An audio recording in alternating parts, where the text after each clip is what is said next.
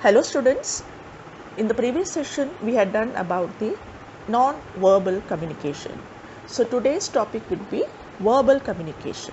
Okay, so how do we define verbal communication? We can say it is the spoken or written form of conveying a message. It refers to any communication that uses words to share information with others. That may be in the form of oral or written form. So, in other words, we can say when two people interact by using language, it is known as verbal communication. So, if we are using the oral mode of language for transferring information, it is called oral communication. And if we use the written mode of transferring information, it is known as the written communication. Okay. Next is excellent verbal communication is a key to maintaining successful business relationships. In any business organizations, the employees feel secure when they are communicated effectively. Not only in business organizations, we often see in academic institutions or any other places, the people who are able to communicate well stands apart from the others. Okay, so they become a shining star due to their excellent communicative skills. So it is very important to have a good verbal communication. Now we will study about the importance of verbal communication. Why is verbal communication important in our day-to-day life? Good verbal communication skills of the employees of an organization foster excellent business relationships with other organizations, clients, suppliers, etc. So it is very important to maintain our business relationships. We should have a good command over our language. Okay, then only we can have a rapport or a good association with our partners. Then only we can improve our business strategies. Next is good verbal communication reduces the barriers produced due to cultural and language differences. Third, excellent verbal communication skills increase the ability of the individuals to share ideas, thoughts and concerns with each other. So if he has a good command over the language, if he has possessing good communication skills, then naturally he will be able to share more ideas, thoughts and concerns in a better manner. Fourth point, employees feel motivated when they are communicated effectively, boosting their confidence and productivity. So this is very natural. Next, effective verbal communication between the employer and the employees increase job satisfaction levels also. Okay. See here, as the picture depicts the difference between the verbal and non-verbal communication. So this is the key difference. See, in the verbal and in the non-verbal. Next we move on to the oral communication. Oral communication is the process of verbally transmitting information and ideas from one person to another. It can be either formal or informal, which includes face-to-face conversations as we do in discussions, debates, interviews and telephonic talks, etc. So, in oral communication, we have interaction with each other either in the form of formal or informal. Now, what is formal and informal type of communication? The formal type of communication means maintaining a hierarchical level. So we need to be formal while talking to, as we talk to our elders in academic institutions. We often have formal conversations or formal relationship with our teachers, our directors, chairmen, etc. On the other hand, informal discussions or informal communication we do with our friends, relatives, parents, etc. So that is in an informal manner. We can say hi, hello, but informal we have to follow certain decorum. But informal we can always be very casual. And persuasion is very effective in oral communication. As I have already discussed with you in my earlier classes also, persuasive communication. What is persuasive communication? It is an art of persuading others to get something done. Okay, as the good examples are in advertisement. What does the advertisements do? They try to persuade the customers to buy a particular thing. So this is very important in marketing field also. Okay, so you can see in the picture a person taking a group debate and a teacher teaching the students. So these are all examples of oral communication where we use the verbal words or converse, and that is face-to-face interaction. Got it? Written communication. Now let's see what is written communication. So it means transmission of messages through written symbols or words. In other words, we can say transmission of messages in black and white. It includes circulars, reports, magazines, manuals, newspapers, letters, applications, tenders, notices, telegrams, emails, diagrams, orders and questionnaires, etc. That means whatever we have in the written form, that falls under written communication. Written communication is a legal document and has the advantage of being a permanent record, and it is also very accurate and precise. So written communication is always in permanent form. Okay, no one can change their opinion once they are put in the written manner. Okay, and we have wider access to it also, and composing in advance, that is a great advantage of written communication, because before it is delivered we can always check and send the message. Okay, so this is all about written communication. You can see in the picture also the electronic or person writing something, it all falls under written communication. Let us now see the types of verbal communication. In the previous section, we have discussed about the main two types, that is oral and written communication. Now, there are other four types, that is intrapersonal, interpersonal, small group communication and public communication. So first we will see the meaning of intrapersonal communication. So as the name suggests, this form of communication is extremely private and restricted to ourselves. That means the communication happens within ourselves. Okay, our thoughts, our emotions, our feelings, etc. It includes the silent conversations we have with ourselves, and it can be conveyed verbally to someone or stay confined as thoughts.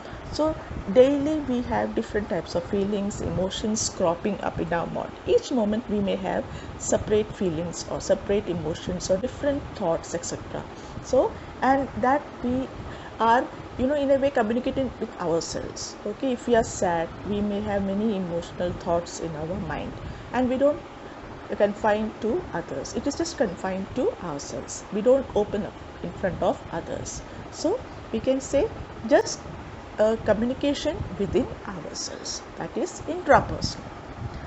Next, interpersonal, which is different. That means it's a form of communication which takes place between two individuals.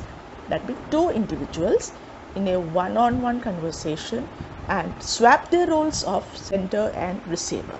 That means if we have two persons communicating face to face with each other, so at one time the one person speaks, he becomes a sender, the other person is listening, so he is the receiver, and swap their roles. The person who was speaking will be now the receiver, and the person who was receiving or the receiver will now be the sender. So they just swap their roles in their conversations. So that is mutual conversation between two persons. Next, small group communication. So as the name denotes, small group, we have communication in a small group, not more than 6 to 8. So 10 is the maximum. In this type, two or more people are involved in any communication. Here, each participant gets a chance to interact and converse with others, as we see in press conference, board meetings and team meetings, etc.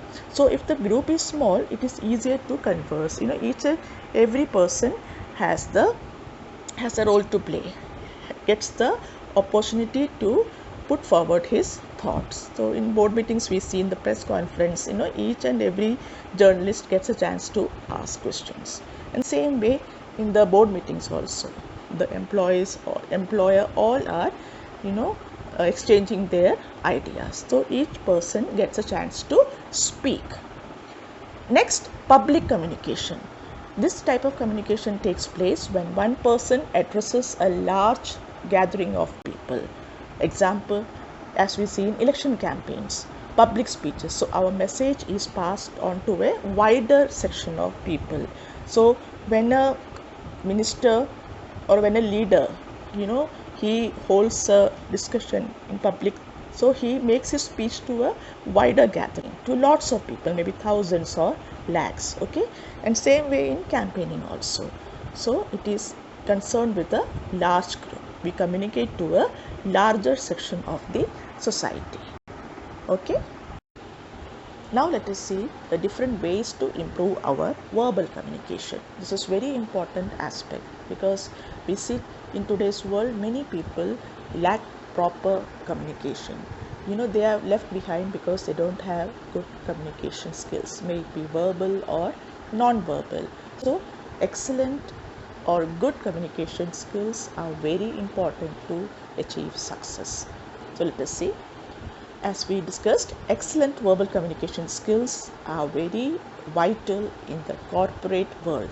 Therefore, it is extremely important to improve our verbal skills to be proficient in our workplace or any other situation. Language plays a very vital role in effective verbal communication. So, how do we improve our language? Because language has to be perfect before we put anything into words verbally or in a written manner. So, read. I have been always telling my students to read, read and read. Read whatever you get into your hands. Don't, try to read very high books, high level books which don't understand. Start reading from very simple storybooks. Okay, because the main idea is to have a good command over vocabulary. So reading books, magazines, newspapers, journals and publications, etc. really improve our vocabulary, enabling us to express our ideas effectively. The more vocabulary we have, the more we are able to put it in our sentences, frame proper sentences. Next is preparation. Be well prepared when you have presentation. For that matter, before we do exams also prepare very well in written examination or an oral examination. So we have to prepare well to address the gathering or to take a presentation, PPT presentation class, whatever it is, to take a seminar. We need to have the subject knowledge. We need to have proficiency in our subject so that we can communicate well. Okay, the more preparation we do, the better we do the presentation. Next is listening. This is a very important aspect. Listening is a skill that one should acquire from very young age. It increases our knowledge and also create a rapport by keeping a good eye contact. Many people we often see, they just sit blindly, their mind is somewhere else, so they don't listen to what others say. Everyone wants to be good speakers, but only few have the talent, we can say, or few have the capacity to listen what others say. So listening is a very important thing to improve our communication, because when we listen carefully, we gain knowledge.